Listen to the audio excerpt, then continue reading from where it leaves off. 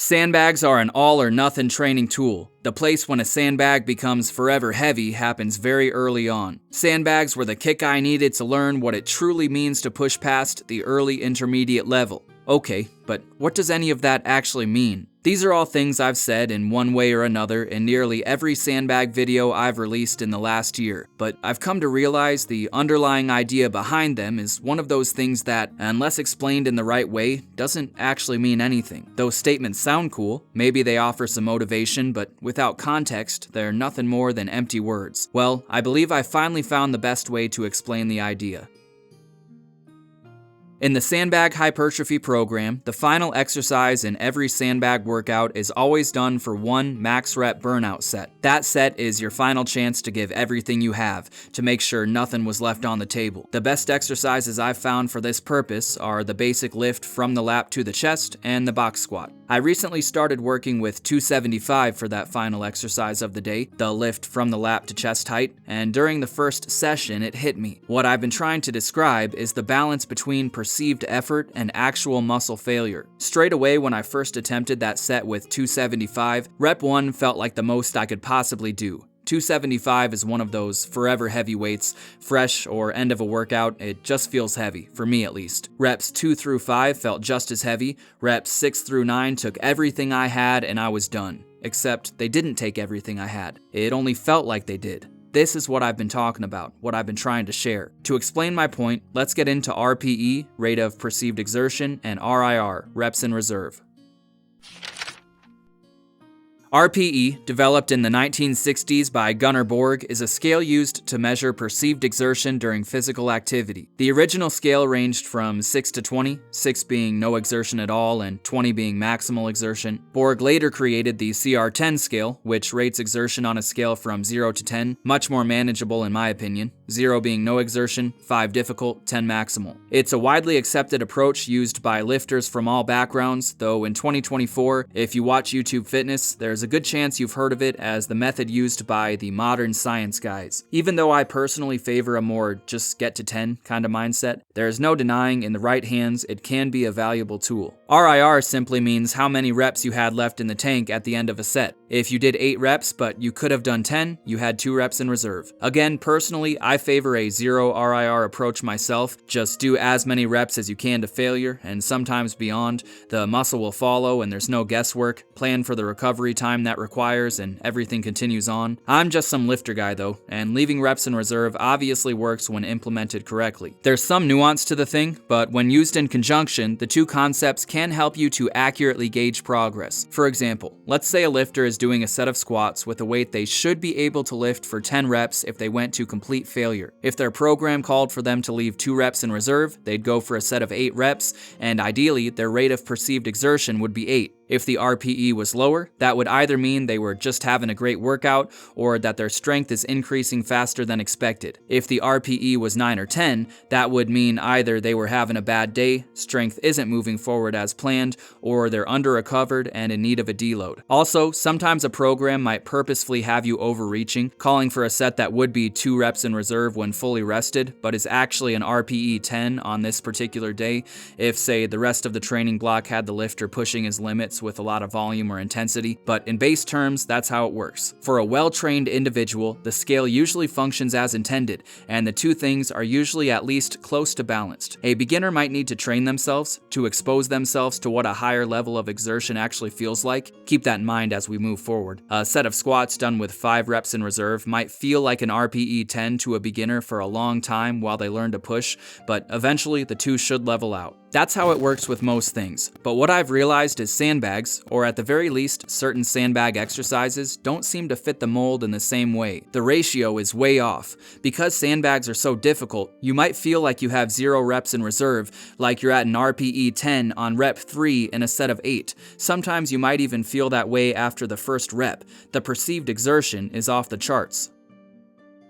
During that set of 9 reps lifting 275 from my lap to my chest, which I've already pushed to 14 at the time of making this video by the way, 20 is the goal, the first few reps felt closer to RPE 9 if I'm being objective, but the entire second half of the set felt like an RPE 10. Like every single rep was the final max effort rep I could do, but obviously they weren't. My mind only thought they were. If rep 6 truly was an end of the set 0 reps in reserve kind of rep, I would have stopped there. I'd have had no choice, but I managed another 3 reps after that. And watching the set back, looking at how quickly I moved the weight, and thinking about how many more reps I could have done if I actually went to true gun-to-my-head failure, I should have made it to at least 12, maybe even 15 if it was a matter of life or death. This is what sets Sandbags apart from most everything else. There's a massive discrepancy between RPE and true RIR, between how close to failure it feels like you got and how close you actually were. Sandbags make you like that beginner again, learning what it feels like to push for a true no reps in reserve set of 5 back squats, struggling to understand the difference between when rep speed slows down and failure, the difference between a sticking point and absolute strength everywhere. What this means is sandbags are as much about training the mind as they are about training the muscles. How many times have you gone to do that final burnout set of max reps lifting a sandbag from your lap to your chest,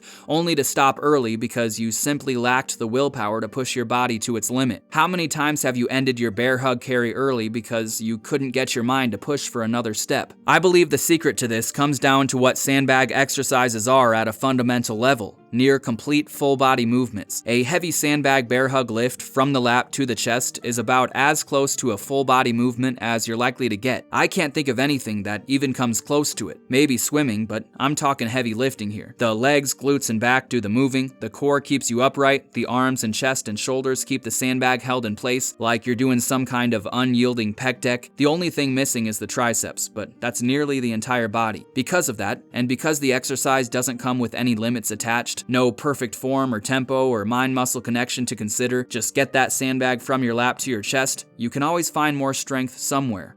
With a strict bicep curl, everything is straightforward. Curl until the bicep reaches its limit and you're done. Compare that with a cheat curl, and eventually underhand power cleans. How much further can you push that set? How difficult is it to ever actually reach true complete failure with something like that? It always feels like you have more to give. The sandbag lift from the lap is like that taken to the extreme. Every time it feels like you've hit your limit, somehow if you try hard enough, you can find the strength to do another rep, and you can keep doing that for a ridiculous amount of time. Eventually you will reach failure, you can't go forever, but the limit is sky high.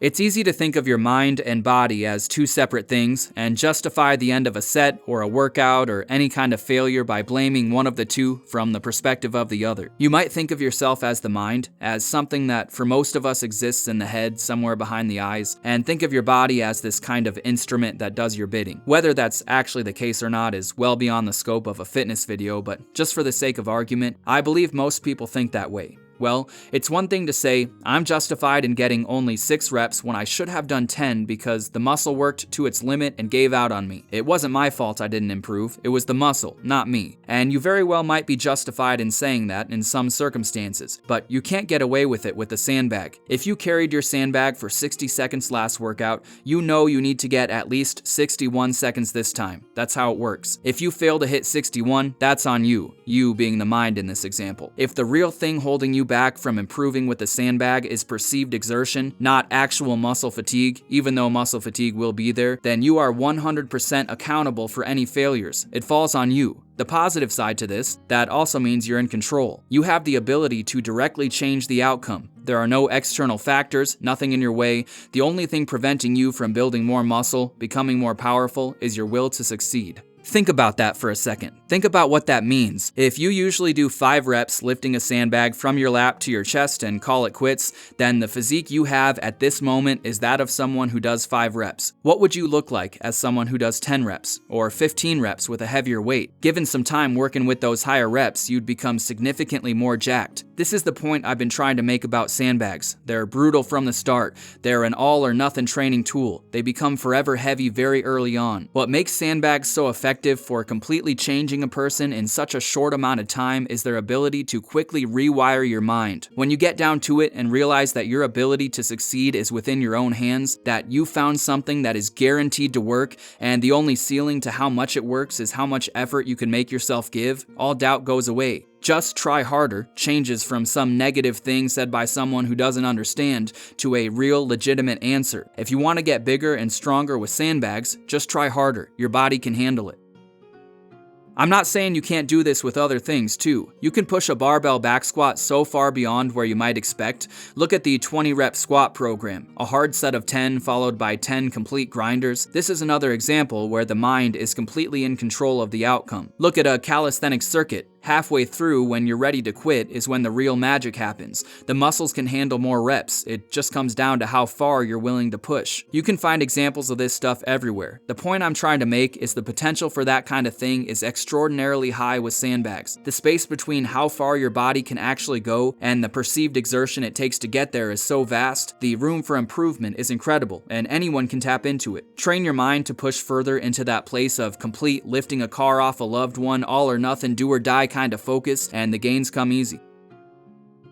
So what does it mean when I say a sandbag becomes forever heavy very early on? It means the perceived effort of even lightweight sandbags is so high, you'll have to push with an intensity usually only reserved for max effort attempts basically all the time. What does it mean when I say sandbags are an all or nothing training tool? It means they require everything you have, always. You will not make it if you come into a workout with anything less than complete mental focus and the drive to push yourself further than you've gone before. You need to want the gains, or even better, you need to feel somewhere deep down that you need them. It's the only way. What does it mean when I say sandbags were the kick I needed to learn what it truly means to push past the early intermediate level? It means that if you ever want to make it past your first 10 to 20 pounds of muscle gain, give or take a few, you need to train your mind to push with higher intensities, and sandbags are a direct path to doing that. There's no guesswork with sandbags. Improve your mental strength, make more gains. If you like this video, consider checking out my book, Sandbag Hypertrophy, over on Amazon. It's a deep dive into theory and programming and comes with 2 complete training programs you can follow, each enough to keep you busy for many months. Link below. As always, thanks for watching, and I'll see you in the next one.